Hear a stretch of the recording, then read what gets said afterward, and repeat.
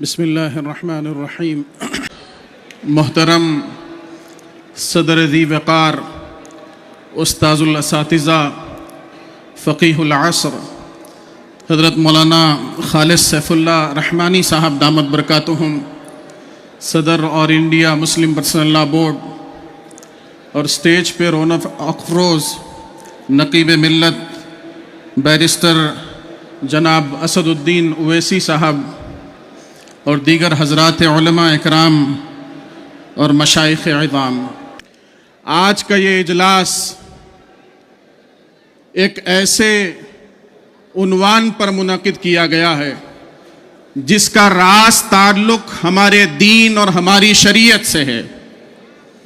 وہ جگہیں جن پر ہم نمازیں پڑھتے ہیں، وہ جگہیں جن کا ہم احترام کرتے ہیں، اس درجے احترام کرتے ہیں کہ ہم چپل پہن کر جب پہنچتے ہیں تو یہ کہا جاتا ہے کہ مسجد کے باہر چپل اتاری جائے گی۔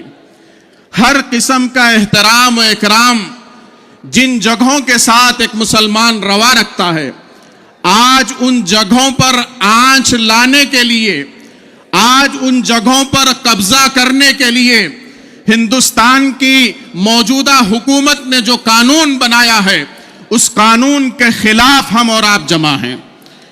ایک بابری مسجد کے مسئلے پر ہم نے سالہ سال اس کے خلاف احتجاج کیا، اس کے خلاف لڑتے رہے۔ جو لوگ بابری مسجد پر قبضہ کرنا چاہتے تھے، بابری مسجد کی جگہ کو حاصل کرنا چاہتے تھے، ایک نہیں دو نہیں بلکہ سالہ سال تک، دسیوں بیسیوں سال تک مسلمان اس کے لیے لڑتا رہا۔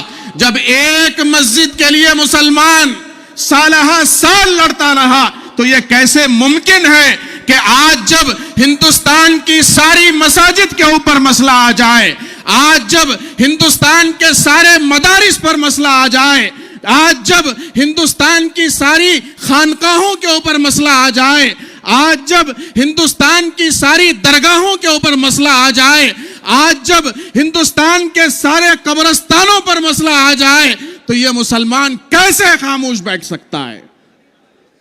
ان لوگوں کو اندازہ نہیں ہے، مسلمانوں کے جذبات کا اندازہ نہیں ہے، مسلمانوں کے صبر کا اندازہ نہیں ہے۔ یہی وہ مسلمان ہے جس نے دنیا کی سب سے وحشی قوم تاتار قوم کو گھٹنے ٹیکنے پر مجبور کر دیا۔ یہی وہ قوم ہے جس قوم نے ایک ایسی طاقت کو، جس کے بارے میں کہا جاتا ہے کہ اس کے اقتدار کے اندر کبھی سورج غروب نہیں ہوتا تھا، اس اقتدار رکھنے والی طاقت کو اس ملک کے چھوڑنے پر مجبور کر دیا۔ آج یہ ملک ہم مسلمانوں کا ملک ہے۔ ہم نے جس ملک کے لیے جتنا خون دیا ہے، ہمارے برادران وطن نے اتنا پسینہ بھی نہیں دیا ہوگا۔ اس ملک سے ہمیں محبت ہے، اس ملک کے امن و امان سے ہمیں محبت ہے، اسی لیے ہم صبر کا دامن تھامے ہوئے ہیں، اور اللہ کی ذات سے امید ہے یہ اقتدار کی کرسی ہمیشہ رہنے والی کرسی نہیں ہے۔ تم سے پہلے بہت ظالم آئے اور زمین کے نیچے دفن ہو گئے، ختم ہو گئے، تم بھی ختم ہو گئے، لیکن تاریخ تمہیں ایک ظالم کی حیثیت سے یاد رکھے گی، تاریخ تمہیں ایک جابر کی حیثیت سے یاد رکھے گی، تاریخ تمہیں مائنورٹیز کے خلاف چلنے والے ایک حکمران کے طور پر یاد رکھے گی۔ میرے بھائی، میں یہ بات واضح کرنا چاہتا ہوں کہ ہماری یہ لڑائی غیر مسلموں کے خلاف نہیں ہے۔ بی جے پی کا میڈیا سیل یہ باور کروانے کی کوشش کر رہا ہے۔ میں یہ بات واضح کرنا چاہتا ہوں کہ پارلیمنٹ کے اندر جب یہ بل لایا گیا، اس وقت میں 232 ووٹ اس بل کی موافقت کے اندر پڑے۔ 24-25 مسلمان ایم پی ہیں، اس کے علاوہ 205-206 ایم پیز رات کے 3 بجے تک پارلیمنٹ میں بیٹھے رہے، غیر مسلم ایم پیز۔ اس لیے کہ یہ صرف ایک وقت کا نہیں، اس ملک کے کانسٹیٹیوشن کا مسئلہ ہے، اس ملک کے دستور اور آئین کا مسئلہ ہے۔ اور ہم اور آپ جانتے ہیں کہ اس کا سب سے پہلے نشانہ مسلمانوں کو اور اوقاف کو بنانے کی کوشش کر رہا ہے. اسی لیے اس بات کو واضح کرنے کی ضرورت ہے, برادران وطن کے درمیان میں اس بات کو پھیلانے کی ضرورت ہے کہ ہماری لڑائی ان فاشسٹ طاقتوں کے ساتھ ہے, ان فرقہ پرستوں کے ساتھ ہے جو اس ملک کے امن و امان کے دشمن ہیں.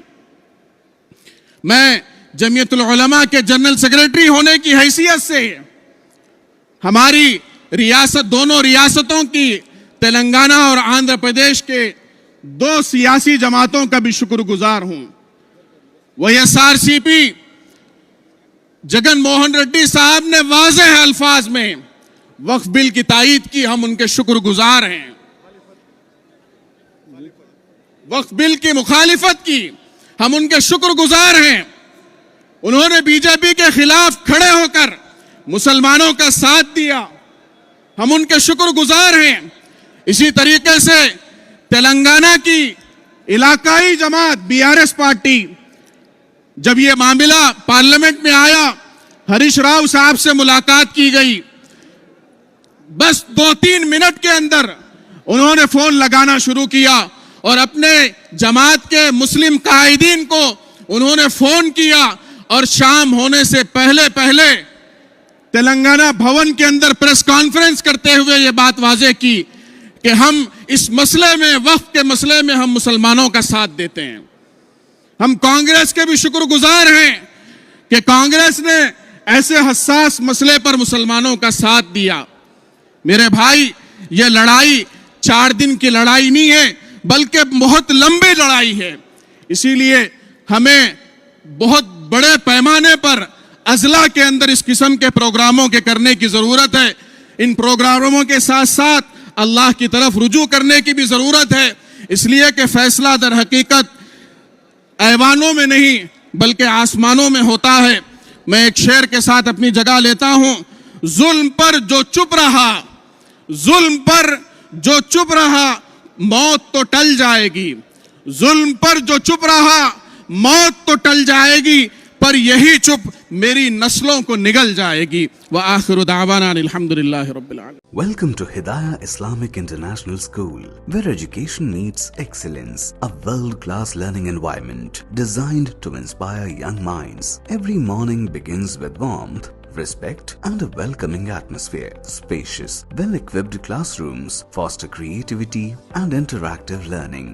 Experienced teachers engage students, encouraging curiosity and active participation. Hands-on experiment in our modern science labs brings learning to life. Technology-driven education ensures students are future-ready. A well-stocked library nurtures a love for reading and knowledge. With strong Islamic values, we guide students in Quranic learning and character building.